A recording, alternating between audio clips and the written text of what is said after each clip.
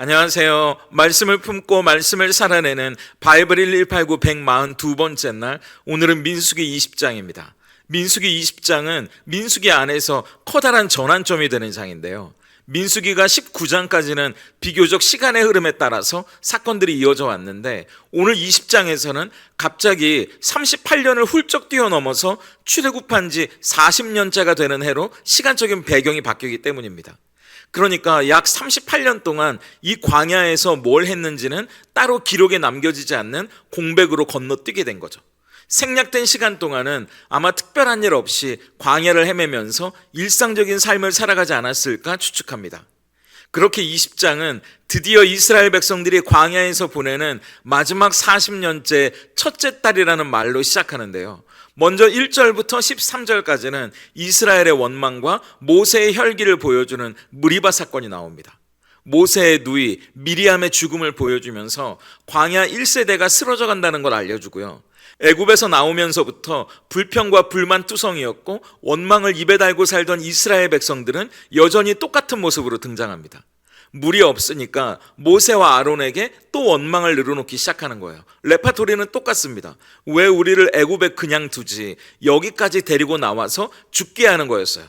그러자 하나님은 반석에게 명령하면 물이 나올 거라고 모세에게 일러주시는데, 웬일인지 모세가 그 말씀을 어기고 혈기를 부립니다. 지팡이로 반석을 2번이나 내리치면서 백성들을 반역자라고 부르고, 하나님이 아니라 마치 자기가 물을 주는 것처럼 거친 말을 쏟아내는 겁니다. 그래도 물이 나오기는 했지만 하나님은 이 모세의 행동이 옳지 않다고 지적하시면서 모세와 아론은 가나안 땅에 들어갈 수 없을 거라고 말씀하십니다. 이어지는 14절부터 21절까지는 이스라엘의 통행을 거절하는 에돔의 이야기인데요. 가데스 광야에서 가나안으로 올라가려면 이 에돔을 지나쳐야 하기 때문에 모세는 에돔의 왕에게 사신을 보내서 그 영토를 지나가게 해달라고 허락을 구합니다. 에돔 왕은 이 모세의 요청을 이런지하에 거절하는데요. 수백만 명이나 되는 이스라엘 백성들이 자기 땅을 지나가면 얼마나 많은 물과 식량을 필요로 할지 걱정이 됐을지도 몰라요.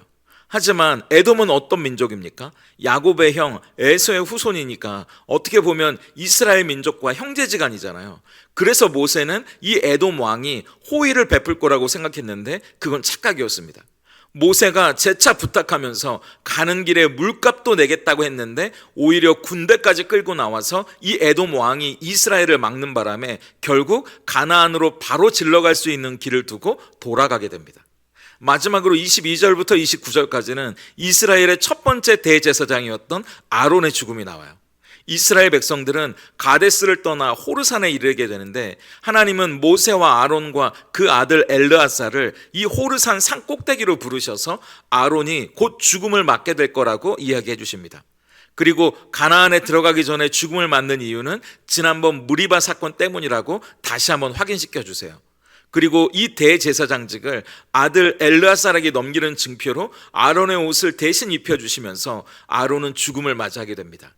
이로써 애굽을 나왔던 1세대를 대표하는 미리암과 아론이 죽음을 맞이하고 백성들은 슬피 울고, 이렇게 한 세대가 끝나간다는 걸 보여주시면서 민수기 20장이 마무리됩니다.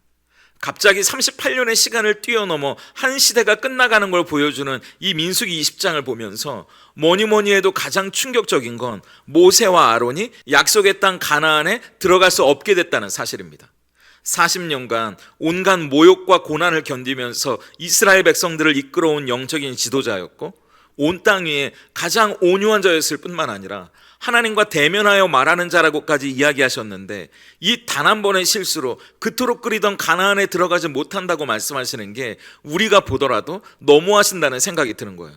왜 이렇게까지 하신 걸까요? 지난 레위기를 보면서 자주 드렸던 이야기가, 하나님은 성막이나 제사를 시청각 자료로 사용하셔서 우리에게 신앙적인 가르침을 주신다고 이야기 드렸잖아요. 이 약속의 땅 가나안이라는 장소도 마찬가지입니다.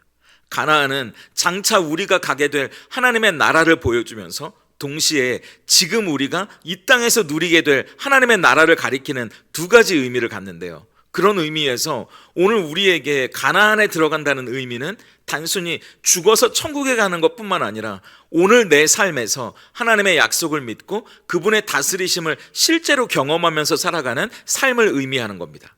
하나님은 가나안에 들어가지 못한 모세와 이스라엘 백성들의 잘못을 보여주시면서 우리가 어떻게 장차 천국에 들어가게 되고 또 오늘을 하나님의 약속을 신뢰하고 그분의 다스리심 안에 살아갈 수 있을지 가르쳐주고 싶으셨던 거예요. 그렇다면 먼저 이스라엘 백성들이 가나안에 들어갈 수 없었던 이유는 뭡니까? 하나님을 향한 뿌리 깊은 불신 그리고 반복되는 원망 때문이었죠. 홍해를 건너고 만나를 먹고 불기둥과 구름기둥의 인도를 받았음에도 불구하고 그들은 광야의 현실 앞에서 끊임없이 과거를 그리워하고 하나님보다 환경과 조건을 신뢰했습니다. 민수기 20장에서도 여전히 그들은 같은 소리를 반복하잖아요. 3절을 보세요. 백성이 모세와 다투어 말하여 이르되 우리 형제들이 여호와 앞에서 죽을 때에 우리도 죽었더라면 좋을 뻔하였도다. 아니 어떻게 이런 말을 하나 싶을 정도로 원망과 불평을 늘어놓습니다. 5절도 보세요. 너희가 어찌하여 우리를 애굽에서 나오게 하여 이 나쁜 곳으로 인도하였느냐. 이곳에는 파종할 곳이 없고 무화과도 없고 포도도 없고 석류도 없고 마실 물도 없도다. 생략된 38년 동안의 공백이 이들의 영적인 성숙과는 전혀 상관없는 시간이었다는 것을 보여주십니다. 이 모습을 보면서 우리는 부끄러움을 느낄 수밖에 없어요. 우리도 그렇게 살고 있기 때문이죠. 하나님의 사랑을 믿는다고 하면서도 삶의 고난 앞에서 가장 먼저 튀어나오는 말이 원망이고요. 여전히 하나님을 믿지 못하고 낙심하는 것이 우리의 모습이기 때문이죠. 교회에서는 주님만 믿습니다 외치지만 직장과 가정에서는 여전히 내 뜻대로 내 감정대로 관계를 망치고 하나님의 영광을 가리는 게 우리의 모습이기 때문이에요. 그렇기 때문에 이스라엘의 실패는 곧 우리의 실패한 모습을 보여주는 겁니다. 그렇다면 모세와 아론은 또 어떻습니까? 모세는 두 가지 실수를 하게 되는데요. 먼저 말의 실수예요. 10절을 보세요. 모세와 아론이 회중을 그 반석 앞에 모으고 모세가 그들에게 이르되 반역한 너희여 들으라. 우리가 너희를 위하여 이 반석에서 물을 내랴 하고. 이게 히브리 원어로 보면 모세가 감정을 크게 드러내면서 분노를 폭발하고 있는 장면입니다. 감정을 살려서 의역하면 이런 뜻이에요. 잘 들어 너희 패역한 백성들아, 너희 같은 사람을 위해 우리가 정말 이 바위에서 너희를 위해 물을 내줘야 하냐? 이런 뜻입니다. 모세가 얼마나 감정적으로 흥분했는지 자기의 말이 제어가 안 되는 거예요. 그것뿐이 아닙니다. 모세는 행동으로도 실수합니다. 11절도 보세요.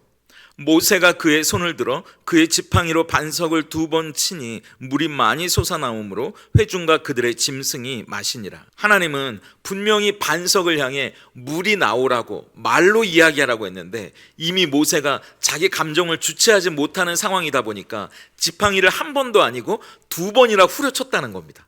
하나님은 12절에서 모세의 이 말과 행동 속에 숨겨진 잘못이 뭔지 이렇게 이야기하시는데요. 한번 보세요. 여호와께서 모세와 아론에게 이르시되 너희가 나를 믿지 아니하고 이스라엘 자손의 목전에서 내 거룩함을 나타내지 아니한 고로 너희는 이 회중을 내가 그들에게 준 땅으로 인도하여 드리지 못하리라 하시니라. 첫째, 하나님은 모세가 하나님을 믿지 않았다고 말씀하세요. 사실 우리는 비슷한 장면을 이미 출애굽기 17장에서 본 적이 있거든요. 그런데 그때는 하나님이 분명 반석을 지팡이로 쳐서 물을 내게 하셨거든요. 그런데 이번에는 반석에게 말로 명령하라는 겁니다. 그런데 모세는 하나님의 새로운 음성, 달라진 명령에 귀를 기울이지 않고 과거에 성공했던 자기 경험, 자기 방법, 이 지팡이를 의지했다는 겁니다. 더 쉽게 말하면 하나님이 말씀하신 대로가 아니라 지금까지 잘 됐던 방법대로 늘 내가 해오던 대로 했다는 거예요. 우리도 그렇지 않습니까? 하나님의 인도하심은 늘 새롭거든요. 그래서 우리는 민감하게 그분의 뜻을 구하고 분별하기 위해 날마다 순간마다 깨어 있어야 되는데 그게 귀찮은 거예요. 그래서 익숙한 대로 하는 겁니다. 그러면서 아니 하나님 예전엔 이렇게 안 하셨잖아요. 오히려 하나님께 짜증을 내고 있는 겁니다. 그런데 그건 사실 하나님을 하나님으로 믿지 않다는 증거고 내가 하나님의 자리에 있다는 거 아닙니까? 그런 마음의 자세로는 오늘의 가나안을 누릴 수가 없는 겁니다. 그리고 둘째, 하나님은 모세에게 하나님의 거룩함을 나타내지 못했다고 책망하세요. 사실 백성들에게 물을 주는 건 하나님이지 모세와 아론이 아니거든요. 그런데 모세는 우리가 너희를 위해 반석에서 물을 줘야 하냐고 마치 자기들이 물을 주는 것처럼 이야기했거든요. 그리고 백성들에게 분노하잖아요. 사실 하나님은 여전히 원망과 불평을 반복하는 이스라엘을 향해서도 물을 주시는 은혜의 하나님이십니다. 그런데 그 은혜의 하나님을 짜증내고 화풀이하는 변덕스러운 신처럼 만들어버린 거예요. 이건 우리에게 대입해 보면 바로 이해가 됩니다. 사실 우리에게 일용할 양식을 주시고 우리가 살아갈 재정적인 필요를 채우시는 분은 하나님이신데, 정작 우리는요, 우리가 일해서 벌고 내가 일해서 먹고 사는 것처럼 유세를 부리고 있는 거예요. 내가 얼마나 힘든지 아냐고 짜증을 내고 불평하는 경우가 얼마나 많습니까? 더구나 그렇게 유세를 부리고 으스대는 것을 넘어서 혈기를 부리고 자기 감정을 주체하지 못하는 사람을 보면서 우리가 뭐라고 합니까? 하나님 영광 다 가리고 있네, 그러잖아요. 하나님을 믿는다면서 하나님을 보여주기보다 내 안에 내 혈기를 주체 못하면 하나님의 영광을 가리는 겁니다. 그건 교회에서뿐만 아니라 직장에서도 마찬가지고요, 우리의 가정 안에서도 마찬가지예요. 그걸 잊어버리는 순간 내 감정을 주체하지 못하고 여전히 죄 가운데 살아가는 내가 튀어나오기 마련입니다. 내 감정과 혈기로 하나님의 은혜를 가려버리는 거예요. 저는 오늘 이 민수기 20장을 보면서 그런 생각이 드는 겁니다. 백성들도 그들의 뿌리 깊은 불신 때문에 탈락했고, 세상에서 가장 온유하다던 모세마저도 이 단 한 번의 실패로 가나안에 들어가는 걸 탈락했다면 도대체 누가 어떤 자격으로 이 약속의 땅에 들어갈 수 있는 건가? 그런 생각이 드는 거예요. 이러면 아무도 못 들어가는 거 아닙니까? 그리고 사실 이건 우리의 이야기잖아요. 그렇기 때문에 20장의 이 실패의 이야기는 우리에게 이 한 가지 사실을 보여줍니다. 우리의 행위와 우리의 자격으로는 아무도 들어갈 수 없다는 거예요. 심지어 온유하다던 모세도, 하나님과 대면하면서 이야기한다던 모세도 안 되는 거라고요. 로마서 말씀처럼 모든 사람이 죄를 범하였기 때문에 하나님의 영광에 이를 수 없다는 사실을 이 20장은 우리에게 보여줍니다.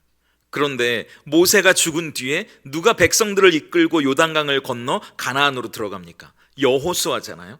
그런데 이 여호수아라는 이름의 뜻은 여호와는 구원이시다라는 말이거든요. 우리의 행위와 자격으로 이루어가는 게 아니고요, 하나님의 은혜가 우리를 가나안에 들어가게 합니다. 하나님의 은혜가 우리를 구원하는 거라고 말씀하세요. 광야에서 태어난 2세대들이 뭘 잘해서 들어가는 게 아닙니다. 하나님의 은혜로 그들을 선택해 주셨기 때문이에요. 그리고 이 여호수아를 헬라어로 읽으면 예수가 됩니다. 이건 우연이 아니에요. 모세는 이스라엘 역사적으로 율법을 대표하던 인물이었잖아요. 율법을 대표하는 모세는 약속의 땅 가나안 앞까지는 인도할 수 있지만 그 경계를 넘어 약속의 땅 안으로 들여보낼 수 있는 힘은 없습니다. 그의 사명은 거기까지예요. 율법의 역할은 우리를 구원하는 게 아니라 우리가 얼마나 구원이 필요한 죄인인지를 깨닫게 하는 것이기 때문이죠. 이스라엘 백성들도 안 되고요, 그 온유하다던 모세도, 하나님과 대면하며 이야기했던 모세도 안 되는 거예요. 우리의 행위와 자격으로는 심지어 모세조차 안 된다는 걸 시청각 자료로 보여주시는 거예요. 그렇기 때문에 우리에겐 은혜가 필요하다는 거죠. 장차 가게 될 가나안, 그리고 오늘 우리의 삶에서 그 가나안을 누리기 위해선 우리의 여호수아 예수님의 은혜 말고는 안 된다는 거예요. 그래서 이스라엘 백성 같고 모세 같은 우리이지만 감사하게도 우리는 넘어지고 쓰러지고 실패하는 가운데에서도 예수님 덕분에 가나안에 가게 될 거고요, 오늘 우리의 삶에서 가나안을 누릴 수 있게 될 겁니다. 그렇다면 오늘 하나님을 여전히 믿지 못하고 순간순간 내 감정과 혈기를 주체하지 못할 뿐만 아니라 하나님의 영광을 가리는 연약한 우리이지만 더 은혜를 구하고 더 예수님을 붙들어야 하는 것 아니겠습니까? 그렇기 때문에 오늘 우리에게 주어진 삶 속에서 가나안 바깥에서 슬피 우는 사람들이 아니라 예수님을 붙잡고 예수님을 바라보며 그 은혜 안에서 가나안을 살아가는 저와 여러분이 될 수 있기를 소망합니다. 오늘 바이블 1189 적용입니다. 첫째, 익숙함의 장애물 찾기예요. 혹시 하나님의 음성보다 과거의 성공, 해왔던 대로가 익숙한 내 경험을 의지하고 계시지는 않나요? 어제와 다른 오늘, 날마다 새로운 하나님의 음성을 듣는 걸 방해하는 내 안의 익숙함이 뭔지 한번 찾아보세요. 때로는 익숙함을 깨트리는 불편함 속에 하나님의 세미한 음성이 들려옵니다. 그래서 익숙함보다 하나님의 음성에 귀 기울이는 오늘이 되면 좋겠습니다. 둘째, 가까운 사람에게 하나님의 얼굴 되어주기예요. 혹시 가장 가까운 사람에게 나는 하나님의 은혜를 보여주는 사람인가요? 아니면 내 혈기와 감정을 있는 그대로 풀어내는 사람인가요? 오늘 나와 가장 가까운 사람, 그리고 내가 오래 만난 사람에게 하나님의 성품 한 가지를 보여주기로 한번 결심해 보세요. 완벽한 모습이 아니어도 좋습니다. 그 한 가지를 보여주는 말 한마디, 작은 행동을 실천해보는 오늘이면 좋겠습니다. 함께 기도하겠습니다. 여전히 은혜로 다가와 주시고 함께 하시는 하나님 감사합니다. 약속의 땅 문턱에서 넘어진 이스라엘 백성과 모세의 모습을 보며 그것이 우리의 모습이라는 걸 인정합니다. 늘 은혜를 베풀어 주시는데도 여전히 작은 어려움 앞에서 하나님의 선하심을 의심하고 하나님의 약속보다 내 눈에 보이는 환경과 조건 때문에 원망하고 불평했던 우리의 모습을 용서해 주시옵소서. 또 우리에게 하나님의 자녀로 살아가는 특권을 주셨는데도 그 하나님의 은혜가 얼마나 큰지 보여주기보다 내 감정과 혈기대로 말하고 행동하면서 오히려 하나님의 거룩하심과 그 큰 은혜를 가려왔던 잘못도 용서해 주시옵소서. 그렇기에 하나님의 나라는 우리의 행위와 자격으로 들어갈 수도 누릴 수도 없다는 것을 여실히 느끼게 됩니다. 날마다 은혜를 구하고 예수님을 바라볼 때에야 비로소 겸손한 자에게 열리는 나라라는 걸 잊지 않게 하시옵소서. 그러므로 오늘도 반석을 치는 헛된 수고를 멈추게 하시고 우리의 감정과 혈기로 문제를 해결하려는 시도도 내려놓게 하셔서 우리의 가정이, 우리의 일터가, 우리의 교회가 주님의 말씀과 은혜로 다스려지는 가나안 땅이 되게 하시옵소서. 오늘도 우리가 실패하는 광야에서 다시 손 내밀어 일으켜 주시는 예수님의 이름으로 기도드립니다. 아멘.